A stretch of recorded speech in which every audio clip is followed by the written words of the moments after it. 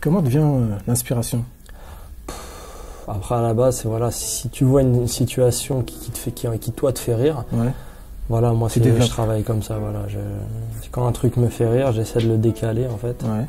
En fait, je me dis, est-ce que ça me fait rire? Est-ce que je le raconterai à des potes? Ouais. Et après, et si je le raconterai à des potes, si ça fait rire mes potes, est-ce que ça ferait rire les gens que je connais pas?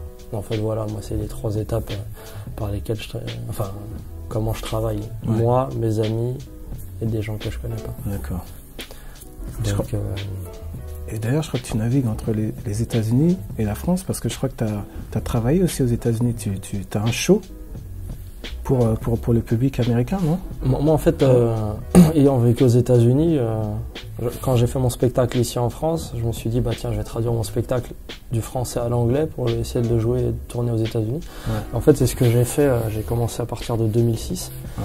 En fait, j'ai traduit les choses qui étaient universelles, c'est-à-dire qui pouvaient être compris par les Américains, parce qu'il faut savoir que les Américains ne connaissent vraiment pas trop la France. Ouais. Et voilà, après, j'ai commencé à faire des allers-retours comme ça. D'accord.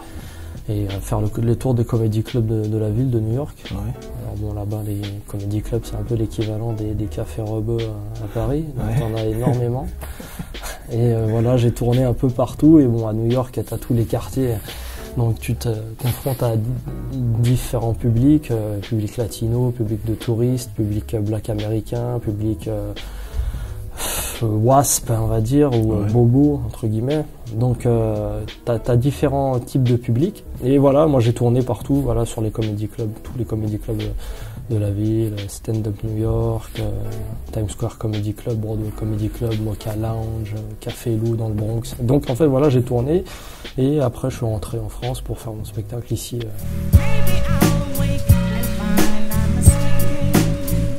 Comment le public réagit américain et est-ce qu'il y a une différence entre le public américain et le public français? Bon, en fait, on va dire la différence, c'est quoi? C'est qu'ils ont plus l'habitude du stand-up parce Ouais. que eux, ils n'ont pas la culture du sketch comme on a nous en France. Ouais.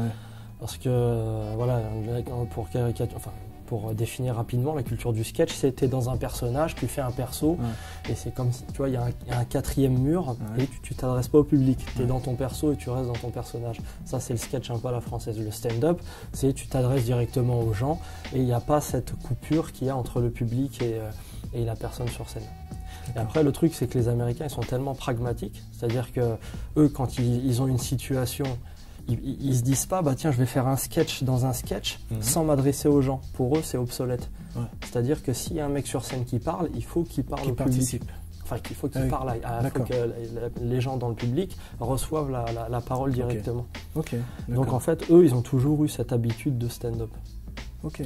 Après, voilà, le truc, c'est que voilà, c'est un peu plus participatif là-bas, on va Ouais, dire, ouais. parce que justement, ils ont cette culture de très, allez, maintenant on va faire la fête, yeah, let's go, toutes ces conneries qui D'ailleurs, t'en parles, hein. peuvent nous dégoûter, nous Français, parce qu'on n'est pas là-dedans. Ouais, ouais. Et donc voilà, ils sont vraiment dans le truc, allez, maintenant on va faire la fête, on va déconner, allez, let's go.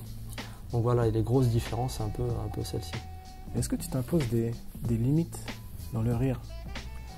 Tu t'auto-censures? Tout le monde s'auto-censure Ouais. forcément, mais moi, si je m'auto-censure, ça dépend des sujets. Elle est où la limite? Franchement, il n'y a pas de limite. Après, quand c'est drôle, c'est drôle. Après, c'est toi, la limite que toi, tu t'imposes. Mhm. Si déjà, comme je te dis, ça te fait rire toi, est-ce que c'est des blagues que tu pourras raconter à tes potes? Est-ce que c'est des blagues que tu pourrais raconter à des gens que tu connais pas? Après, c'est un peu comme dans une relation d'amour, on va dire. Tu peux pas arriver, si tu viens de rencontrer une fille, tu peux pas arriver et commencer à faire des trucs un peu chelous, Carter. Tu vois, il faut qu'il y ait une gradation, tu vas tranquille, tu vois. Et avec le public, c'est un peu la même chose. Après, ça dépend le type de relation que tu vas avoir. Mais il faut qu'il y ait déjà une certaine connivence. Oui, oui. Hein, faut qu'il Ouais. se passe un truc. Ah, Hein, ah ouais. tu vois, faut que ça commence à se toucher, à se sentir, le feeling. Ouais, ouais. Tac, il y a du matos. Ouais. Tu vois ce que je veux dire? Et qui part en couille. Non, mais ce que je veux dire, c'est qu'après, tout dépend de. C'est une progression, une gradation, graduation. progression, Ouais. voilà. Donc après, ça dépend aussi le temps de parole que tu as. Ce qui est bien avec la scène, quand tu as 1h30, c'est que tu commences d'un point A à un point B et tu as 1h30 pour aller jusqu'à... quand tu as 5 minutes sur scène, il faut que tu sois performant tout de suite. C'est un peu pareil que dans le sport. C'est quand on te met sur le terrain, il faut être bon tout de suite. Si tu dis à l'entraîneur, attends un peu, je m'échauffe tranquille. 20 minutes après, attends, tranquille. Il va dire, allez. Tu dégages, Carter, coach, Carter, prends tes affaires, je veux plus te voir.